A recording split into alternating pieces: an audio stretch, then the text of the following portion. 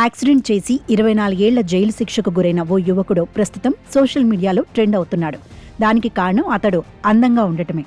అమెరికాలోని ఫ్లోరిడా రాష్ట్రానికి చెందిన కామెరాన్ హెరిన్ 2018లో తన ఫోర్డ్ మస్టాంగ్ కారును గంటకు ఏకంగా 160 కిలోమీటర్ల వేగంతో నడుపుతూ రోడ్డు దాటుతున్న 24 ఏళ్ల మహిళ, ఆమె ఏడాది వయసున్న కుమార్తెను ఢీకొట్టాడు. దీంతో ఆ తల్లి, బిడ్డ ఇద్దరూ అక్కడికక్కడే మరణించారు. పోలీసులు కెమెరాన్ను అరెస్ట్ చేసి కోర్టులో హాజరుపరిచారు. సుదీర్ఘ న్యాయ ప్రక్రియ తర్వాత సెప్టెంబర్ 2021లో కోర్టు కామెరాన్ హెరిన్కు 24 సంవత్సరాల జైలు శిక్ష విధించింది. కెమెరాన్ అతివేగం, నిర్లక్ష్యం కారణంగా ఇద్దరు ప్రాణాలు కోల్పారని కోర్టు స్పష్టంగా పేర్కొని శిక్షను ఖరారు చేసింది.